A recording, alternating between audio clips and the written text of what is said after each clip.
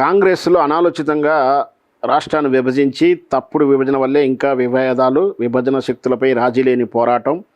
సొంత రాష్ట్రంలో ఢిల్లీ మొదలు ఢిల్లీ మెడలు వంచుతాం. సొంత రాష్ట్రంలో ఢిల్లీ మెడలు వంచుతామంటే ఢిల్లీకి వెళ్ళో మౌనంగా ఉంటాడు. రాష్ట్ర విభజనపై AP deputy CM Janasena party అధ్యక్షుడు పవన్ కళ్యాణ్ మరోసారి వివాదాస్పద వ్యాఖ్యలు చేశాడు. జనసేన పార్టీ తెలంగాణ విభజన చేసిన తీరు తాము వ్యతిరేకమని చెప్పుకొచ్చారు. అప్పట్లో కాంగ్రెసు పార్టీ రాష్ట్రాన్ని విభజించి ఆలోచిత తీరు పట్ల రెండు రాష్ట్రాల్లో ప్రజల తీవ్ర అసంతృప్తి, అశాంతి నెలకొని ఉన్నాయని అన్నారు. దీనికే నేను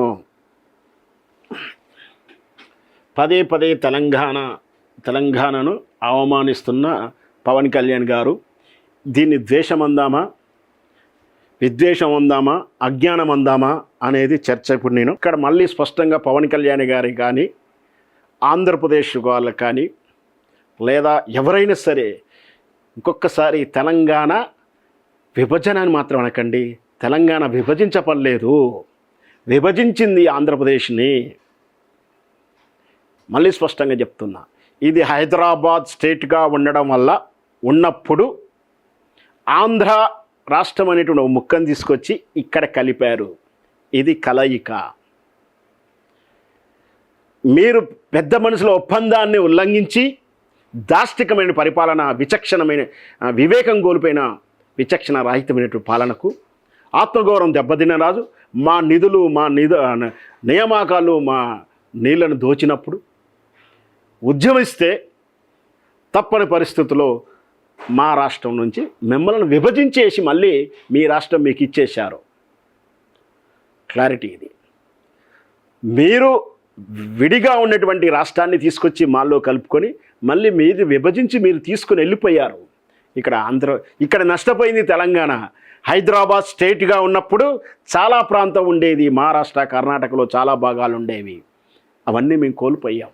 సరే, చారిత్రకమైనటువంటి రాజ్యాంగం ప్రకారం, భాషా సంయుక్త రాష్ట్రాల ప్రకారం అదేదో అప్పుడు జరిగింది, సరే వదిలేద్దామని. ఇక్కడ తెలంగాణ రాష్ట్ర ఏర్పాటు అయింది, విభజన ఆంధ్రప్రదేశ్ అయింది, విభజించింది. అసలు విభజన ముఖ్యే మీది. ఎందుకంటే ఆనాడు ఆంధ్రప్రదేశ్, మీ ఆంధ్ర రాష్ట్రము మద్రాసు రాష్ట్రం నుంచి విభజించి తీసుకొచ్చారు.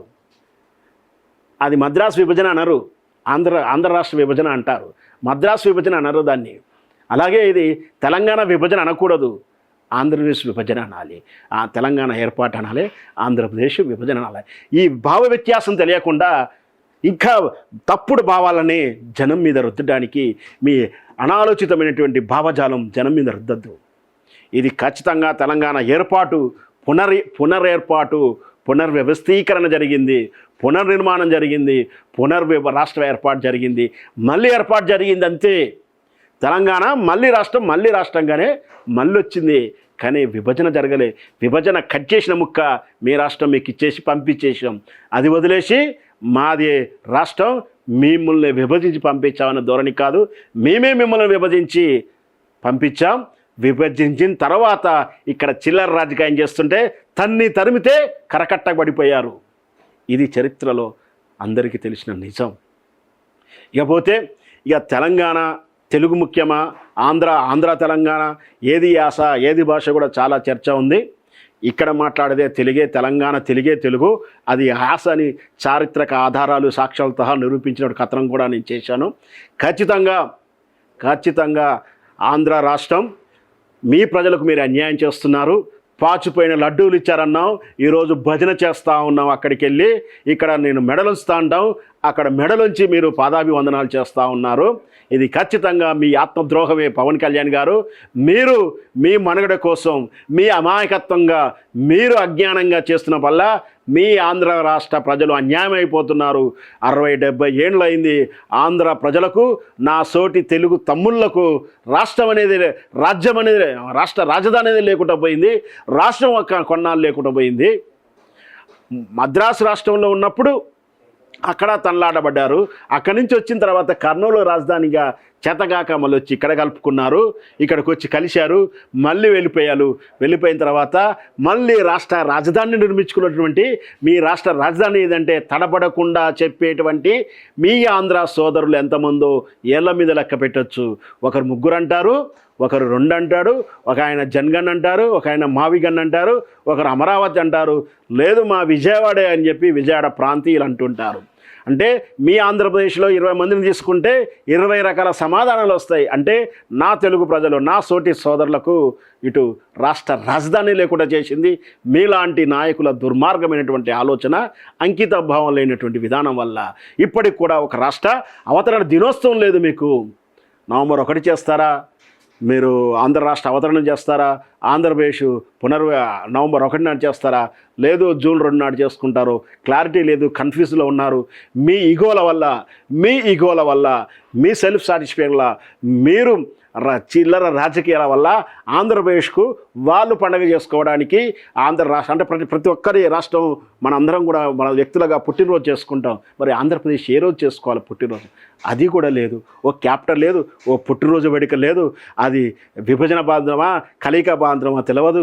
ఇట్లా అస్తవ్యస్తంగా కన్ఫ్యూజ్ అవుతూ అనుక్షణం తెలంగాణ మీద మళ్ళీ పడి ఏడుస్తూ, ఇక్కడ దిష్టి తగిలిందని ఇక్కడ పడి ఏడుస్తూ ఇక్కడ చిల్లర రాజకీయాలు చేస్తున్నారు. ప్రజాస్వామ్యబద్ధంగా రాజ్యాంగబద్ధంగా మీరు పోటీ చేయండి. ఇక్కడ కేఏ పాల్ గారు పోటీ చేస్తున్నారు, ఇంకా ఇతర రాష్ట్ర చిన్న పార్టీలు పోటీ చేస్తున్నారు. మాకు అభ్యంతరం లేదు.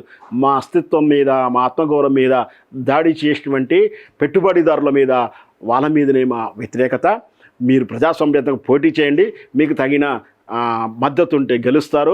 మీరు తిరుపతిలో అక్కడ పోటీ చేసినప్పుడు ఏ విధంగా గౌరవంగా సత్కారం పొందారో ఇక్కడ కూడా అలాంటి సత్కారాలు జరుగుతాయి. మాకు బాధ ఏం లేదు. మీరే స్పష్టంగా చెప్పారు, నేను ముఖ్యమంత్రి అవుతున్నా, ఆడనే గతి లేదు నాకు అన్నారు. అది 100% అంటే మీరు పోలరైజ్ కోసం మాత్రం రాబోయే జిహెచ్ఎంసీ ఎన్నికల కోసం మాత్రం ఈ చిల్లర కామెంట్లు, చిల్లర రాజకీయాలు చేయకుండా హుందాగా మీరు వస్తే తెలంగాణకి ఏం చేస్తారు?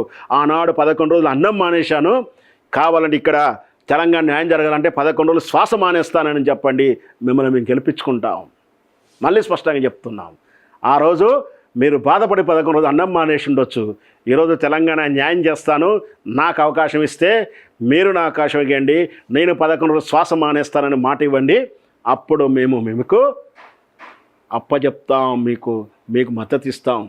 తెలంగాణ అంకిత భావన తెలియచేయండి. అంతేకాని ఓట్ల పోలరైజ్, ఇక్కడ ఉన్న పీడికెడు మంది సీమాంధ్రుల ఓట్లు పోలరైజ్ అవ్వడానికి పిచ్చి కామెంట్లు చేస్తా అంటే ఇక తెలంగాణ సమాజం చూస్తూ ఊరుకోదు. తెలంగాణ ఉద్యమకారులు, మాలాంటి జర్నలిస్టులు మేము వివేకంగా అలర్ట్గా ఉన్నాం. ఖచ్చితంగా మీ తప్పులను ఎండగడతాం, చూపిస్తాం. ఇంకొకసారి తెలంగాణ మీద మాట్లాడేటప్పుడు మీకు పోలరైజ్ రాజకీయాలు కాకుండా మంచి నిజమైన నిజాయితీ రాజకీయాలుగా చేయండి మన మనవి. Hi friends, thank you for watching this video. ఈ వీడియో కనుక మీకు నచ్చినట్లయితే దయచేసి లైక్ చేయండి, షేర్ చేయండి.